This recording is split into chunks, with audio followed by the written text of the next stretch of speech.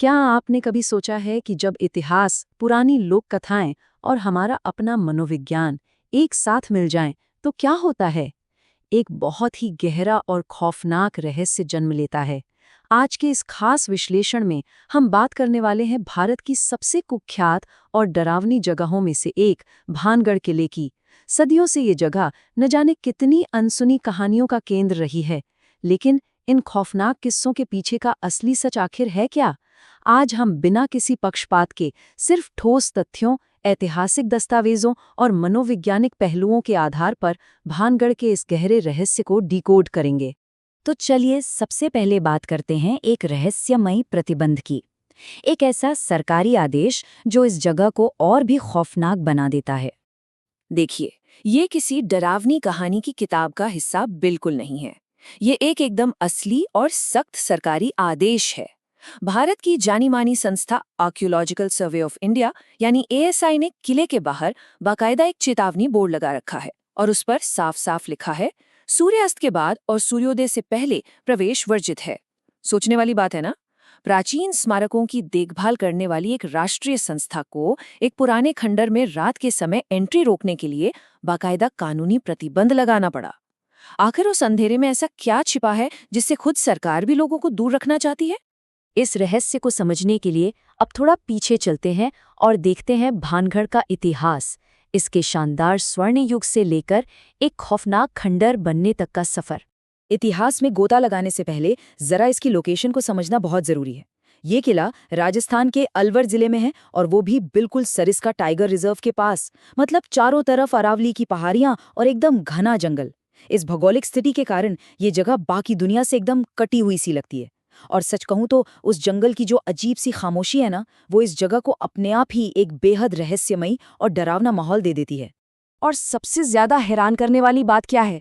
ये नंबर देखिए, 85। ये इतना एकांत और वीरान किला जयपुर जैसे इतने बड़े, आधुनिक और व्यस्त शहर से मात्र 85 किलोमीटर की दूरी पर है। बस कुछ ही घंटों की ड्राइव। एक तरफ जयपुर जैसी हलचल और दूसरी तरफ एक ऐसा मुर्दा शहर जहां रात में जाने तक की मनाही है। ये विरोधाभास वाकई इस जगह के रहस्य को कई गुना बढ़ा देता है। 17वीं शताब्दी में जब राजा माधो सिंह प्रथम ने इस किले को बनवाया था, तब यकीन मानिए ये कोई वीरान जगह नहीं थी, वो इसका गोल्डन एरा था। एक बेहद आबाद और समृद्ध शहर जहां हमेशा बाजारों की रौनक रहती थी, भव्य मंदिर थे और शानदार महल थे। लेकिन फिर समय का पहिया कुछ ऐसा घूमा कि पतन का दौर शुरू हो गया। ये जीता जागता, हंसता खेलता शहर धीरे धीरे पूरी तरह से वीरान होकर सिर्फ खंडोरों में तब्दील हो गया। आखिर एक इतना समृद्ध नगर अचानक से खाली कैसे हो गया? बस यही वो सवाल है जो सबको परेशान करता है। और यहीं से शुरुआत होती है तांत्रिक के श्राप की। एक ऐसी किंवदंती जिसमें बेइंतहा खूबसूरती भी है और काले जादू का खौफ भी। वहां की मशहूर लोक कथाओं की माने तो इस बर्बादी की कहानी मुख्य रूप से इन 4 हिस्सों में घटी। सब कुछ शुरू हुआ भानगढ़ की राजकुमारी रत्नावती से, जिनकी बेइंतहा खूबसूरती के चर्चे पूरे राज्य में फैले हुए थे। और इसी खूबसूरती पर नजर पड़ी सिंघिया नाम के एक तांत्रिक की। वो एक खतरनाक जुनून पाल बैठा और उसने काले जादू के जरिए राजकुमारी को अपने वश में करने की खौफनाक साजिश रची। लेकिन बाजी पूरी तरह से पलट गई। राजकुमारी को इस काली चाल का पहले ही पता चल गया, जिसका नतीजा ये हुआ कि तांत्रिक मारा गया। पर असली खौफ तो इसके बाद शुरू होता है। कहा जाता है कि मरते मरते उस तांत्रिक ने भानगढ़ को एक बेहद भयानक श्राप दे दिया कि ये नगर अब कभी आबाद नहीं होगा। और लोग मानते हैं कि बस उसी श्राप के कारण रातों रात ये पूरा का पूरा शहर हमेशा के लिए उजड़ गया। तो आज का भानगढ़ कैसा दिखता है? आइए देखते हैं अतीत की इन गूंजती हुई खामोशियों को। आज अगर आप वहां कदम रखेंगे तो आपको उस भव्य नगर की सिर्फ परछाइयां ही नजर आएंगी। वहां आज भी प्राचीन मंदिर खड़े हैं, जिनकी दीवारों पर समय ने अपने गहरे निशान छोड़ दिए हैं। बड़ी बड़ी हवेलियां हैं जो अब बस टूट फूट कर खंडहर हो चुकी हैं।